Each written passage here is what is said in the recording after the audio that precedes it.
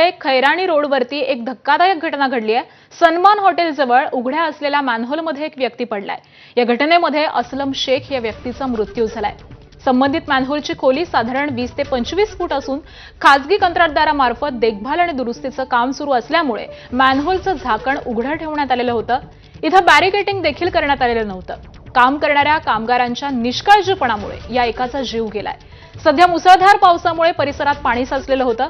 सकाळी 11:15च्या सुमारास ही व्यक्ती मॅनहोलमध्ये पडली आणि यानंतर त्याच वेळी मोबाईलवरती बोलत चाललेले असलम शेख उघड्या मॅनहोलमध्ये पडल्याचं सांगितलं जात आहे।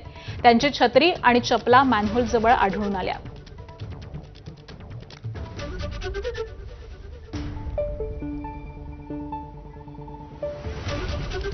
आणि या सगळ्या संदर्भामध्ये अपडेट जाणून घेऊयात। आमचे प्रतिनिधी वेदांत नेप सध्या आपल्या सोबत आहेत।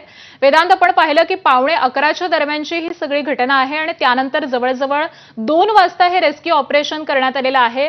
सगळे प्रशासन देखील आता या ठिकाणी आलेलं आहे। सध्या तिथल्या परिस्थितीची पाहणी केली जाते। काय अपडेट्स मिळतात?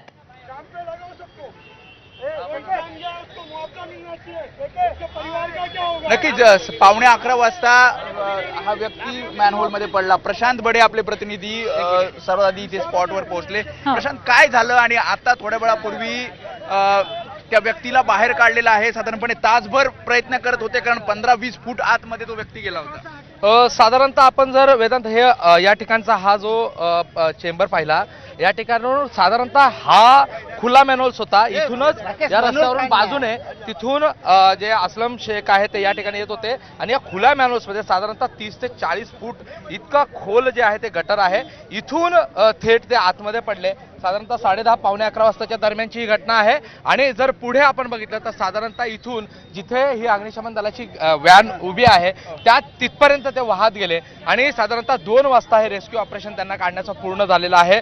मात्र एकूणच आपण जर बघितलं, नाही, प्रश्न विचारला जातोय की जाळी नव्हती इथे। आपण बघतोय आकांक्षा, जाळी इथे नव्हती। बरोबर आहे। ज्यावेळेस मी पण या ठिकाणी आलो त्यावेळेस या ठिकाणी फक्त अर्धी जाळी या ठिकाणी होती आणि ज्या ठिकाणी हे झाकण आहे हे झाकण देखील बाजूला काढलेलं होतं आणि या ठिकाणावरून आपण जर बघितलं तर या एका बाजूला ही जाळी होती तर दुसरा हा जो भाग आहे बाजूचा तो खुला या ठिकाणी होता आणि म्हणून थेट या ठिकाणावरून असलम शेख जे आहे ते खाली कोसळले। त्यामुळे आपण इथे बघतोय विरोधी पक्षनेत्या किशोरी पेडणेकर इथे आल्या, त्यासोबतच इकडचे स्थानिक पदाधिकारी आलेले आहेत आणि एक साधारणपणे अर्धा तास पाऊण तास हे रेस्क्यू ऑपरेशन चाललं आणि त्यानंतर त्या व्यक्तीला, साधारणपणे 45 वर्षाचा जो व्यक्ती आहे त्याला बाहेर काढण्यात आलेला आहे आणि राजावाडी रुग्णालयात पाठवण्यात आलेला आहे। इथे आपण बघतोय मोठी गर्दी झालेली आहे। जसं प्रशांतनी सांगितलं की 11:15ची घटना होती आणि साधारणपणे 1.5-2 तास लागले याला त्या व्यक्तीला बाहेर काढण्यासाठी आणि जाळी कुठेही नव्हती। प्रश्न हाच विचारला जातोय इकडच्या वॉर्ड ऑफिसरला, त्यासोबतच इकडच्या उपायुक्तांना की जाळी का लावण्यात आली नव्हती आणि त्यामुळेच इथे आपण बघतोय मोठी गर्दी झालेली आहे, वाहतूक कोंडी सुद्धा झालेली आहे आणि राजावाडी रुग्णालयामध्ये आपण जर बघितलं तर आता त्या व्यक्तीला नेण्यात आलेला आहे। 2 तास तो व्यक्ती आतमध्ये होता, साधारणपणे 15 ते 20 फूट आतमध्ये होता आणि कशा प्रकारे जर हे आपण बघितलं तर फायर ब्रिगेडची मदत घेतली आणि फायर ब्रिगेडची मदत घेत आपण पुन्हा एकदा आपण प्रशांत आता आपण जो वेदांत हा मॅनहोल्स पाहतोय ना, ह्या झाकणाच्या इथपर्यंत ही व्यक्ती जी आहे ती या ठिकाणी येऊन असलम शेख अडकलेले होते आणि इथून अग्निशमन दलाने हे रेस्क्यू ऑपरेशन केलं।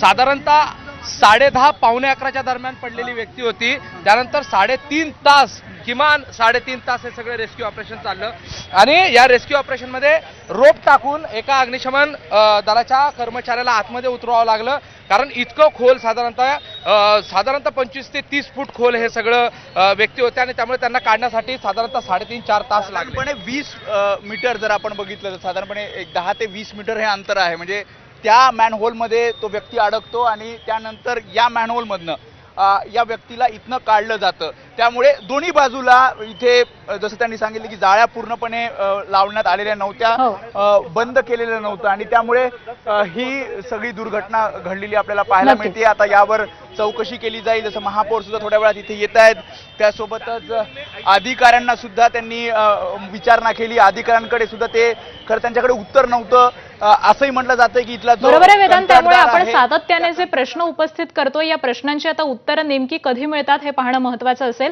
धन्यवाद या सगळ्या अपडेट्ससाठी। आणि यानंतर परिमंडळ उपायुक्त यांची देखील या सगळ्याच प्रकरणासंदर्भामध्ये प्रतिक्रिया समोर येते. ते नेमकं काय म्हणतात आपण पाहूयात. प्रत्येक मीटिंगमध्ये प्रत्येक वेळेस आमच्या अधिकाऱ्यांना सगळ्यांना आम्ही तिथे काम करण्याच्या सूचना दिलेल्या आहेत. आता याच्यामध्ये कुठे मिसअप झालेला आहे तो आम्हाला माहिती घ्यावी लागेल आणि त्याच्यानंतर मी तुम्हाला सांगते. दुर्घटना झालेली आहे, त्याच्यामध्ये खूपच वाईट दुर्घटना आहे. खरंच दुःखाची गोष्ट आहे, वाईट आहे. परंतु आता याच्यामध्ये नेमकं काय घडलंय हेही माहिती घेणं गरजेचं आहे. 100% जाळ्या बसवलेल्या आहेत. आता ह्याच्यामध्ये काही जर काही प्रॉब्लेम झाला असेल तर त्याची मला चौकशी करावी लागेल आणि निश्चितच त्याच्यामध्ये आमचा कुठला स्टाफ जर दोषी असेल तर त्याच्यावर मी सक्त कार्यवाही करेन. आणि दरम्यान उपमहापौर संजय घाडी यांनी यावरती काय प्रतिक्रिया दिली आहे तीही पाहूयात. मेनहॉल्स एका प्रायव्हेट कॉन्ट्रॅक्टरने उघडं ठेवलं होतं, त्याचं झाकण दुरुस्ती करण्यासाठी. आणि असलम शेख नावाचा जी व्यक्ती आहे ही मोबाईलवरनं बोलता बोलता त्या याच्यामध्ये मॅनहॉल्समध्ये पडलेली आहे. सकाळी 11 वाजता आणि आता त्यांचा मृतदेह इथे दुसऱ्या मॅनहॉल्समधून अग्निशमन दलाच्या आमच्या कर्मचाऱ्यांनी काढलेला आहे. आणि आता त्याची ॲम्ब्युलन्समधून शव त्याचा आपण घेऊन जाणार आहोत. हा जो कोण ठेकेदार आहे त्यांनी कुठच्याही प्रकारची त्याला मुंबई महानगरपालिकेची वर्क ऑर्डर दिलेली नव्हती, कोणत्याही प्रकारचे तोंडी आदेश प्रशासनाचे नव्हते आणि त्यामुळे या ठेकेदारावरती मुंबई महानगरपालिका मनुष्यवधाचा खटला दाखल करणार हे निश्चित. अधिकारी दोषी म्हणण्यापेक्षा जो ठेकेदार आहे त्यांनी अधिकाऱ्यांकडनं कुठच्याही प्रकारचे आदेश घेतलेले नाहीत. त्यांनी कुठच्याही प्रकारची त्याला वर्क ऑर्डर नव्हती की अशा प्रकारचे मेन हॉल्स ओपन करून दुरुस्ती करणे, आतमध्ये संरक्षित जाळ्यात त्या आणि त्याच्यावरती ठेकेदारावरती आणि त्याच्यावरती जे कोण कर्मचारी हे काम करत होते त्यांची चौकशी होऊन त्यांच्यावरती निश्चित कारवाई केली जाईल. आणि एक ब्रेकिंग बातमी. मुंबईत सुरू असलेल्या मुसळधार पावसाच्या पार्श्वभूमीवरती महापालिका आयुक्त अश्विनी भिडे यांनी सर्व अतिरिक्त आयुक्तांची तातडीची बैठक बोलावली आहे. ही बैठक संध्याकाळी महापालिका मुख्यालयामध्ये सुरू झालेली आहे आणि साकीनाका इथं मॅनहोलमध्ये एक व्यक्ती पडल्याच्या घटनेबाबत सखोल आढावा या बैठकीमधून घेतला जातोय.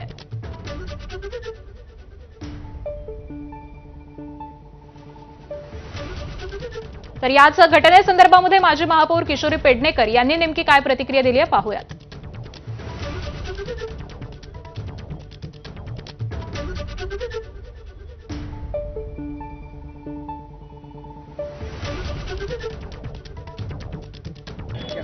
लोकांची सुरक्षितता वाऱ्यावर लागली आहे. गेल्या 4 वर्षात प्रशासनात होतं, आम्ही कोणीच नव्हतो. लॉकिंग जाळ्या या कॉन्ट्रॅक्टर ज्याला आपण कॉन्ट्रॅक्ट देतो त्यांनी का नाही लावल्या आणि ज्याच्यावरती वॉर्ड ऑफिसर जरी असले तरी त्यांच्या डिपार्टमेंट वाईज जी लोक आहेत त्यांनी हे का नाही पाहिलं, हे पहिला प्रश्न आहे. कारण मागच्या वेळेला अमरापूरकर वाहून गेल्यानंतर आपण ती जाळी इंटरलॉक सिस्टम बसवली. माझं म्हणणं आहे आम्हाला जेव्हा विचारताना 25 वर्षात काय केलं, किमान आम्ही केलंय ते तरी कंटिन्यू करा. इथे कोणालाही ब्लेम गेम नाही आणि वॉर्ड ऑफिसर प्रामाणिकपणे तुमच्या समोर आले, ते उत्तरं देत आहेत.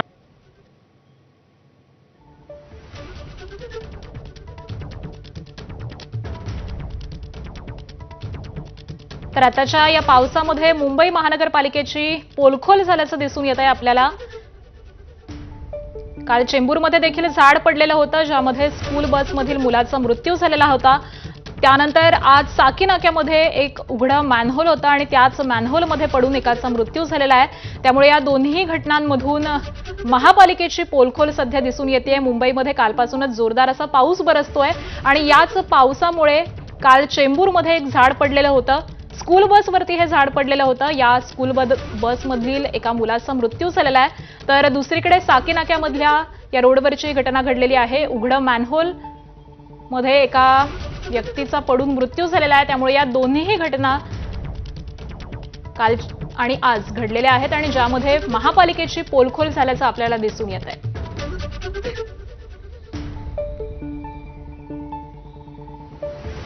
एबीपी माझानं देखील मुंबईतले जे उघडे मॅनहोल होते त्यांच्या बातम्या दाखवलेल्या होत्या. कोणकोणत्या ठिकाणी हे मॅनहोल्स आहेत हे देखील दाखवलेलं होतं. त्यानंतर रितू तावडे मुंबईच्या महापौर यांनी पाहणी दौरा केलेला होता. महापालिका प्रशासनाच्या वतीनं सांगण्यात आलेलं होतं की आता मुंबईमध्ये एकही झाकण नसलेला मॅनहोल दिसणार नाही. मात्र आजची ही घटना समोर येते. साकीनाक्यामध्ये एक झाकण नसलेला मॅनहोल होता आणि याच उघड्या मॅनहोलमध्ये एकाचा पडून मृत्यू झालेला आहे. तर काल चेंबूरमधून देखील अशीच एक धक्कादायक घटना घडलेली आहे. चेंबूरमध्ये एक झाड कोसळलं आणि स्कूल बसमधील एकाचा मृत्यू झालेला आहे. त्यामुळे या दोन्ही घटनांमधून महापालिकेचा बेजबाबदारपणा आणि महापालिकेच्या एकूणातच कामाची पोलखोल ही झाल्याचं दिसून येत आहे.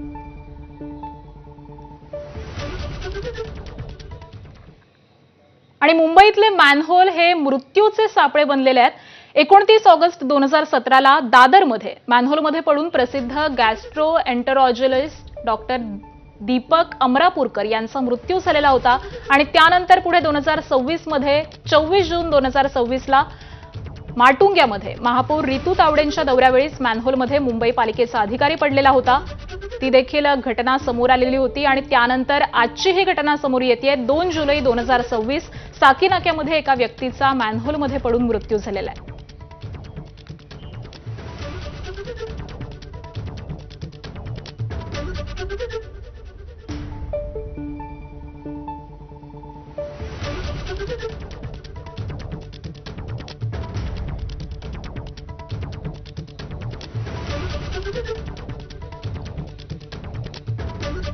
आणि याच सगळ्या घटनेसंदर्भामध्ये इतर देखील काही राजकीय प्रतिक्रिया समोर येत आहेत. आपण जाणून घेऊयात.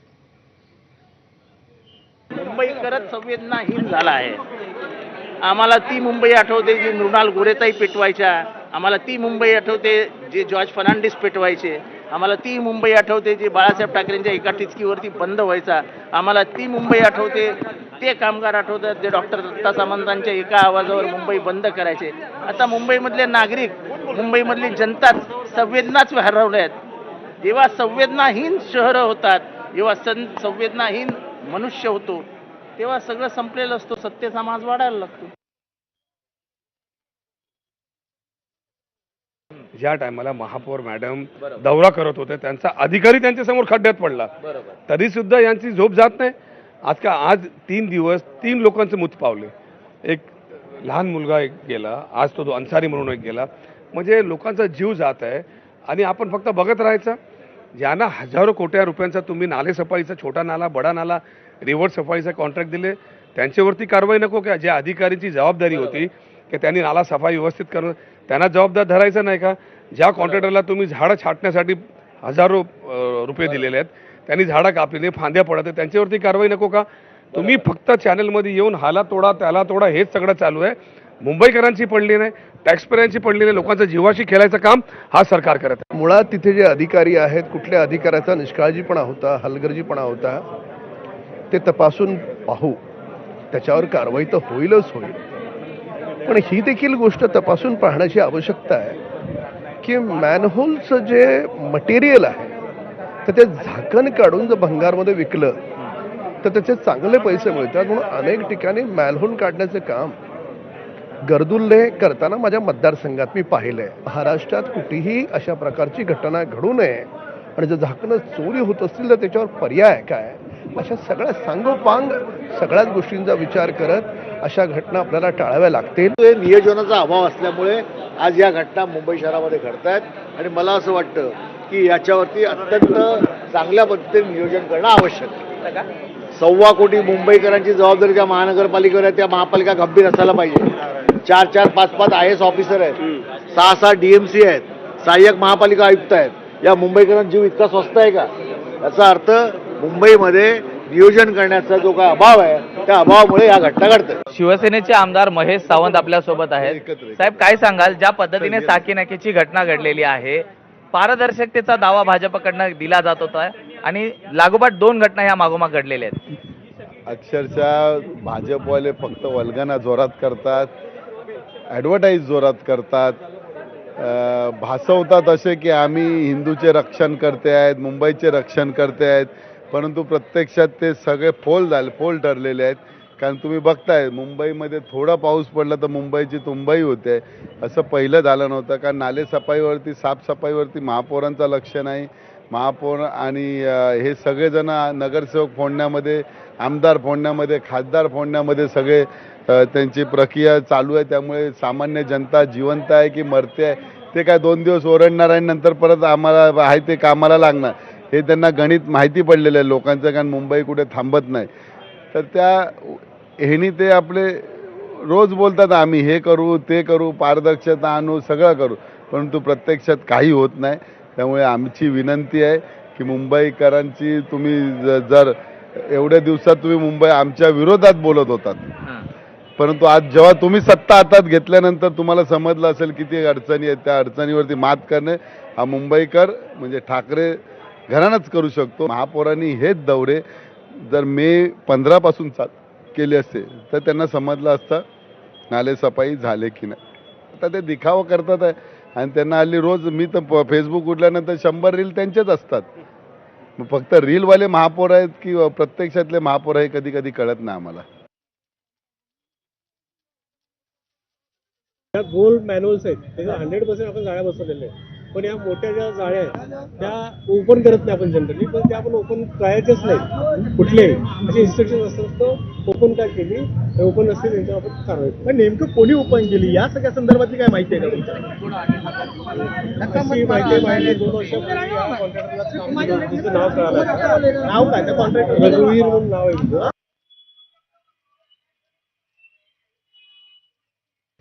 तर मुंबईच्या खैरानी रोडवरची ही घटना समोर आलेली आहे. सकाळी 11:15च्या सुमारास एक इसम चालत येत असताना एका उघड्या मॅनहोलमध्ये हा पडलेला आहे आणि याच मॅनहोलमध्ये पडून या व्यक्तीचा मृत्यू देखील झालेला आहे. त्यानंतर राजकीय क्षेत्रामधून येणाऱ्या प्रतिक्रिया आता आपण नुकत्याच पाहिलेल्या आहेत. महापालिकेच्या सगळा जो ढिसाळ कारभार आहे त्याची पोलखोल झाल्याचं या सतत घडणाऱ्या घटनांमधून दिसून येत आहे. काल देखील चेंबूरमध्ये एक झाड कोसळलेलं होतं आणि ज्यामध्ये एका लहान मुलाचा मृत्यू झालेला होता आणि त्यानंतर आताची ही दुसरी घटना आपण पाहतोय ज्यामध्ये महापालिकेचा बेजबाबदारपणा आणि महापालिकेनं नेमकी काय कामं केलेली आहेत याची पोलखोल झालेली आहे. साकीनाक्याच्या खैरानी रोडवरती एक मॅनहोल होता ज्याचं झाकण लावलेलं नव्हतं आणि 55 वर्षांचा एक व्यक्ती या मॅनहोलमध्ये पडलेला आहे. असलम शेख असं या व्यक्तीचं नाव आहे. ही दृश्य देखील समोर आलेली आहेत कशा पद्धतीनं हा व्यक्ती चालत येत होता आणि त्यानंतर तो मॅनहोलमध्ये पडलेला आहे.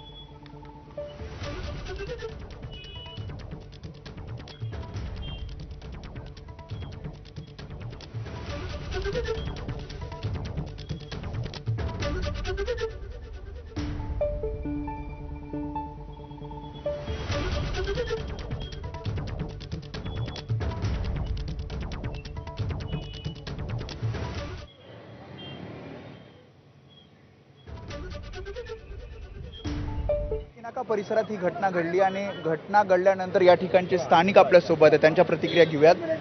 जाळी लावण्यात आली नव्हती असं म्हणतायत, इथे लक्ष नव्हतं महापालिकेचं असं म्हटलं जातंय. काय नेमकं तुम्हाला या ठिकाणी ही जी घटना घडली आहे सकाळी 11, 11:30 वाजता घडलेली आहे. मला फोन आल्याबरोबर 10 मिनिटांमध्ये मी या ठिकाणी हजर झालो. हजर झाल्यानंतर मी ते मॅन्युअल बघितलं तर त्या ठिकाणी जाळी नव्हती, जाळी नवीन लावायचं काम चाललं होतं. ॲक्च्युअल कमिशनरच्या ऑर्डर ह्या होत्या का 30 एप्रिल नंतर खड्डा खोदायचा नाही, 31 मे नंतर कुठं काम करायचं नाहीये. मग आता जुलैमध्ये हे काम कसं काय चालू आहे? आज या ठिकाणी ही दुसरी कोणी ती जाळी काढली असं म्हणतात की अधिकारी म्हणतात की जाळी लावण्यात आलेली होती पण ती काढली. या ठिकाणी कॉन्ट्रॅक्टरची 2 माणसं मिळाली. मी स्वतः त्यांना विचारलं, त्यांनी एक रघबीर नावाचा कोण कॉन्ट्रॅक्टर आहे त्याचं नाव सांगितलं आणि मी तुरंत महानगरपालिकेमध्ये वॉर्ड ऑफिसरला संपर्क केला, शिवरेजला संपर्क केला. त्या लोकांनी सांगितलं आम्ही कोणी ऑर्डर दिलेलं नाहीये. म्हणजे मुंबई महानगरपालिका काय वाऱ्यावर सोडली का? कोणी येऊन इथं काही पण करीत म्हणणं की कंत्राटदार जो कॉन्ट्रॅक्टर होता असं बीएमसीचं म्हणणं आहे. पण ही जबाबदारी टाळता येणार नाही, त्यांना जबाबदारी बीएमसीला घ्यावाच लागेल, सत्ताधाऱ्यांना घ्यावाच लागेल. तुम्ही राहायला इथेच आहे? हां, मी राष्ट्रवादी काँग्रेस पार्टीचे शांदिवली विधानसभा अध्यक्ष आहे. बरं. हां, अनेक ठिकाणी असंच मॅनहोल उघडे आहेत. मॅन्युअल उघडे आहे साहेब, तुम्ही वरती पण बघा. ते आता इन्सिडेंट झाला ना तो ते कव्हर करण्यासाठी आले होते साहेब. आणि आपलं हेच मांग आहे की ते सगळे लोक कोणी पण जिम्मेदार आहेत त्यांच्यावर मर्डरचे गुन्हा दाखल करा आणि त्यांना तत्कालीन निलंबित करा. हे आपल्या राष्ट्रवादीची हे मांग आहे साहेब. त्याच्यामुळे स्थानिक जे पदाधिकारी